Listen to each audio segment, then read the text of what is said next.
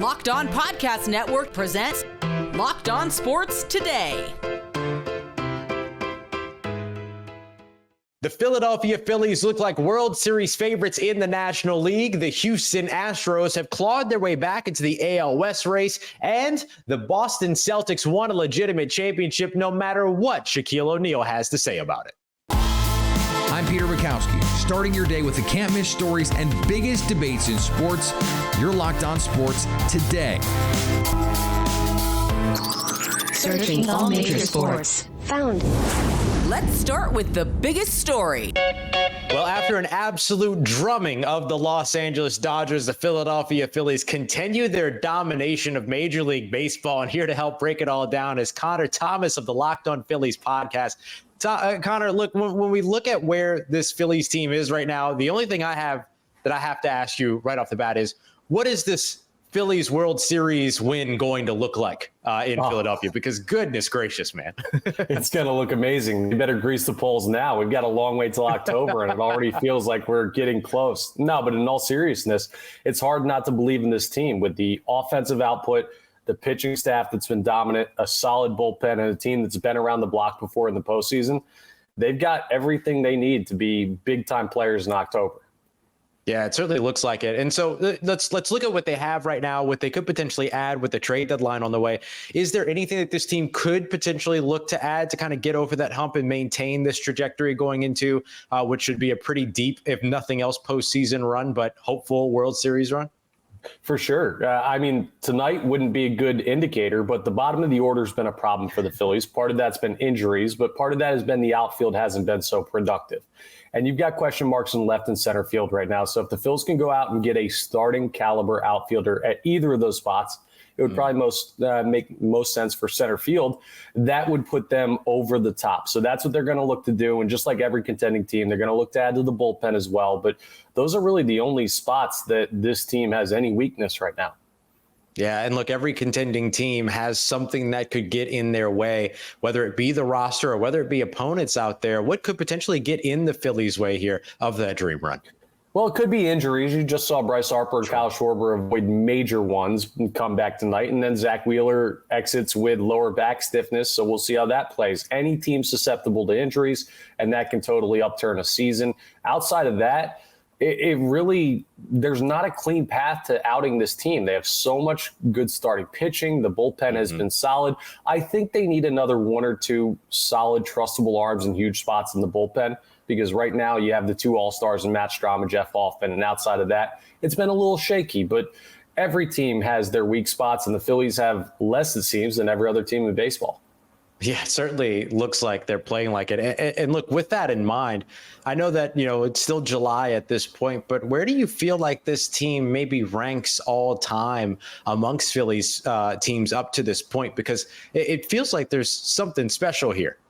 Yeah, it's honestly surprising for their history. Been around since 1883, and the bar isn't set that high. 103 will get you a tie for the most wins in franchise history. And this team has been on pace for 107, 108 at points this season. I think there's a very good chance that the team we're watching, regardless of result in October, just on talent alone, is the best Philadelphia Phillies team we've ever seen, which is saying something for this franchise. Stay up to date all year long on the Philadelphia Phillies by subscribing to Locked On Sports Today and Locked On Phillies on your favorite podcast app and on YouTube. Thanks for making Locked On Sports Today your first listen. Coming up, the Houston Astros have turned their season around in a dramatic way. And before we get to that, the Indiana Pacers are going to be holding on to Pascal Siakam for at least a little while longer. No football, no NBA, no problem with FanDuel. With baseball, the WNBA, and soon the Olympics, there's plenty to dive into over at FanDuel, America's #1 sportsbook. And this summer, FanDuel is hooking up all customers with a boost or a bonus daily. That's right. There's something for everyone, every day, all season long. And there's a marquee pitching matchup tonight in Baltimore. The Chicago Cubs pitch Shota Imanaga up against the Baltimore Orioles ace Corbin Burns. Because of this, FanDuel has the total runs over under set at 8.5. And the Orioles are favored to win the money line at -168. 8. So what are you waiting for? Head over to FanDuel.com and start making the most of your summer. FanDuel, official sports betting partners of Major League Baseball. If you're catching this episode after checking out your favorite Locked On podcast, don't forget to subscribe to Locked On Sports Today on YouTube or wherever you get your podcasts so you never miss an episode. Pascal Siakam signed a 4-year, $189.5 million deal on Tuesday to remain with the Pacers, and this is something that's been in the works since he was acquired from the Raptors. You know, and you want to chase that winning feeling, especially when you've won the championship. And so they had to prove they could win and have a potential championship foundation for him to want to, or at least feel very good about, making Indiana his permanent home. And the conference finals run, albeit we can all talk about the injuries, whatever. I've made my stances on that many times. They did it. They won. They made the conference finals. The proof of concept that this can be a good team on a big stage was there. They did not have to sacrifice their style to be the best offense in the playoffs. And even with a very young team, they made it very far. And they had chances to win more games than they did in the conference finals, but they don't get to if and or but any of that because they got swept. But either way, that was important. The basketball part of this stuff, the fans, the winning mattered, and they did a good job there. Elsewhere on the diamond, the Cincinnati Reds are enjoying yet another strong rookie debut. As debuts go, Rees Hines is pretty much standing all by himself. What's up? This is Jeff Carr from the Locked On Reds podcast. And Rees Hines only needed a single. He didn't end up getting that, but he was a single shy of hitting for the cycle in just his second career game. That by itself is super impressive, but he also topped his first home run by hitting his second home run in this second game, 458 feet. His first one went 450 feet, and it hit like the first level of the bleachers. This one went 458 and hit the second level of the bleachers, and the Reds absolutely destroyed the Rockies on a Tuesday night. Look, it'd be nice if the Reds could play the Rockies the rest of the year. That'd be really fun, because they even played a round of rain delay and still beat the snot out of them. But Rees Hines, holy cow, man. Well, after a 3-4 victory over the Marlins, the Houston Astros continue their big-time turnaround. And here to help us break it all down is Brett Chansey from over at the Locked On Astros podcast. Buddy, when we take a look at everything going on with this Houston Astros team, what can you say has been the biggest factor for their big-time turnaround this season? Well, I think, number one, you got the veteran presence of Altuve, Tucker, Jordan, now one of those veterans, Bregman, Valdez in there. You just got guys that have been there for a while, and they know who they are. They know their character. They know their makeup. Unlike fans, fan is short for fanatic. Unlike fans and people who comment on the team, they knew what they had in them, and it was just about coming to the ballpark every day, whether you come in to a ballpark after you lost 2 one-run games in a row, or whether you come in and you beat the brakes off of somebody. Today's the most important day, and we know how to win. That's our culture, and they just put their nose to the grindstone and kept their head down and just kept grinding, and the fruits of their labor have been coming through lately. So you mentioned those fans, those fanatics. When you take a look at that, how do you explain to a fan right now that this version of the Astros is the real version of the Astros, as opposed to that team that went 10-19 through March and April? Well, I think it's a testament of who they are simply because of the injuries that they've had to deal with. I mean, when you have a full pitching staff on the IL, when you bring back Justin Verlander, and we don't know when his return is, he's playing catch every other day. That's the update. Kyle Tucker has been out this entire run by fouling a ball off his shin at 108 miles per hour. So they've done it without Tucker. They've done it really without Verlander, and Ronel Blanco has blossomed. See, last year we had JP France show up. This year, Ronel Blanco has shown up. But Blanco's reaching his innings limit. We haven't seen him throw this many, innings. And I think to the fans, you just explain to them, these guys know who they are. And with the injuries, and they're still winning, can you imagine if this club was healthy? If this club was healthy, there's no way this team isn't rivaling teams like the Yankees and the Dodgers and those that have had 50-plus wins already. Yeah, absolutely. And so with that health being a big question mark. Is there anything that this team can do at the trade deadline to kind of keep things moving in the right direction for them? Yeah, definitely. I think it's imperative that they go out and get a starting pitcher. I don't think you can go out and get a number one. I don't think you can get a Crochet from Chicago, but you could get Eric Fetty, who I think would be a great addition. You get Michael Kopech. Get someone like that who's a veteran, who is an innings eater, who can throw strikes, who can fill up the strike zone. And you probably also need another outfield bat because McCormick, although he contributed tonight, he's batting in the low 200s. Myers has been good. Dubon has been good, but another outfield bat would help. You definitely have to get starting pitching. You may want to get another relief pitcher, but hey, our rookie Jake Bloss is coming back this week again. He skipped AAA to come to the majors, went on the IL right away, and made his first AAA start in a rehab start from his major league assignment. That's what kind of crazy season the Astros have had.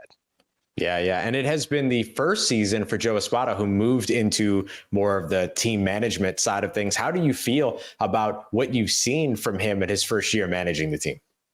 When he came in, the expectations were really high. Everybody loved Joe Espada. I actually got to interview him at the TriStar Regional show here in Houston before the season and asked him about the pressure of, taking over of a team that, under like a Dusty Baker and H.A. Hinch, guys that had won World Series.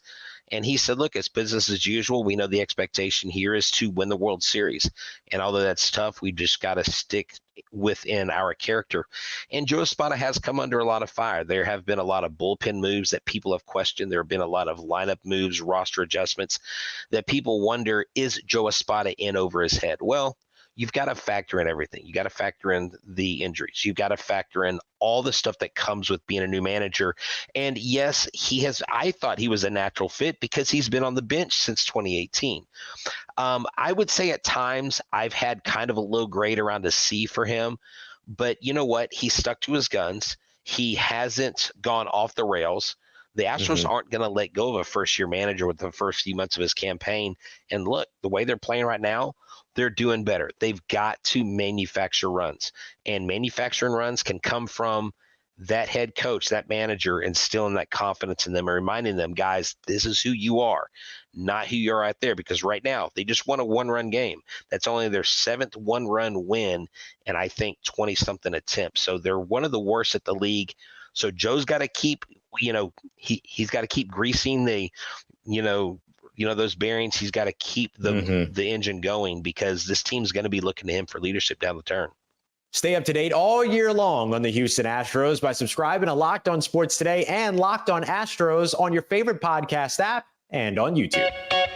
Coming up, no matter what Shaq says, the Boston Celtics championship was legitimate.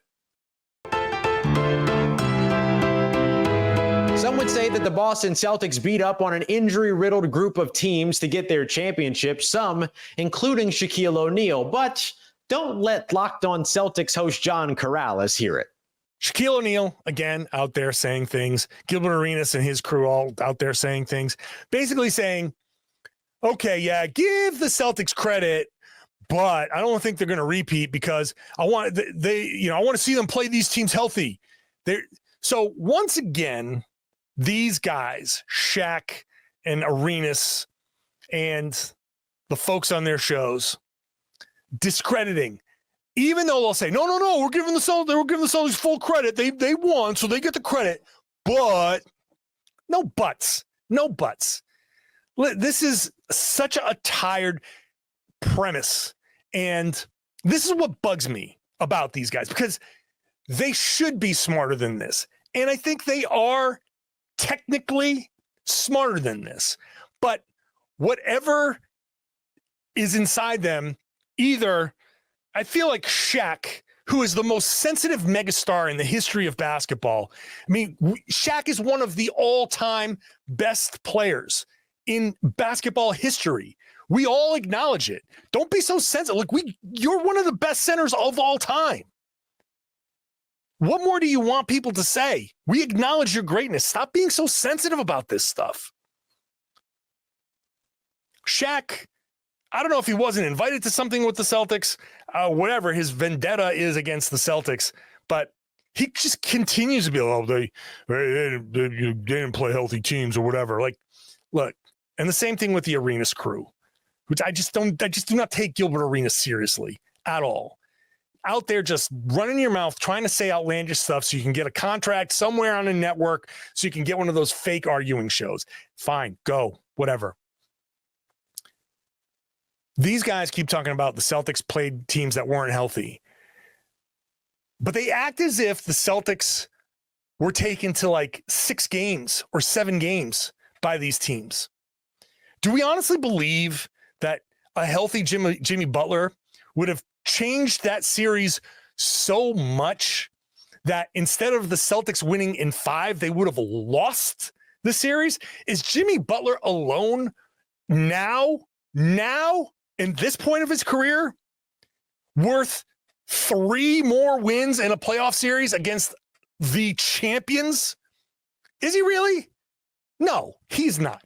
He's not. Would he have made it a more competitive series? Sure. Maybe it would have gone 6. Maybe it would have gone 7. Who knows? But you can't tell me that a team that lost 3 games the entire playoffs is so inconsistent or so on the edge of not winning that they would have lost somewhere along the way to Jimmy Butler or Jarrett Allen or Tyrese Halliburton, who was in the series and then left later. Surprise, surprise, the longtime Los Angeles Laker has an issue with the Boston Celtics winning a championship. Look, I get the idea here that there were some injuries that kind of cleared the path for the Boston Celtics. But look, it's true in every sport. The NBA, the NHL, the MLB, the NFL, college sports, no matter what, you play the teams that are on your schedule. And just because they're injured, it doesn't mean that you instead decide to forfeit the game rather than go out there and play the game. The Boston Celtics' only job throughout the season was to go and win those games to get to the postseason. Then they got to the postseason. And you know what their job became then? It's still win those games all the way to a championship. And that's exactly what they did. I think sometimes when it comes to some of the national folks that kind of cover teams and things like that, which is one of the reasons why we always lean on our local experts here, is that sometimes you get married to a narrative consistency, right? There's a constant narrative that you have to fill out. So when you have somebody that picks against the Boston Celtics early, they can't turn around and then be super excited about their world championship win later on. And I think that unfortunately, sometimes this befalls even the best. So maybe Shaq's just stuck between a rock and a hard place here, but doesn't mean that it's time to yuck anybody's yum. There's no replacement for being there, they say, and New York Yankees general manager Brian Cashman decided to join his struggling team for a series against Tampa Bay that started on Tuesday night. Now, the Yankees have lost 17 of their last 23, but do remain in one of the American League wildcard spots. Cashman said, because of how we're playing, I've decided to join us. I'm eager to see if he can pitch or hit for that matter. Otherwise, I'm not super sure what difference his presence makes. But of course, he probably just wanted to take a trip down to Florida to check out the beach. I know I would. If you're catching this episode after checking out your favorite Locked On podcast, don't forget to subscribe to Locked On Sports Today on YouTube or wherever you get your podcasts so you never miss an episode. And if you're new to Locked On Sports Today, we're here for you with the biggest stories in sports every day.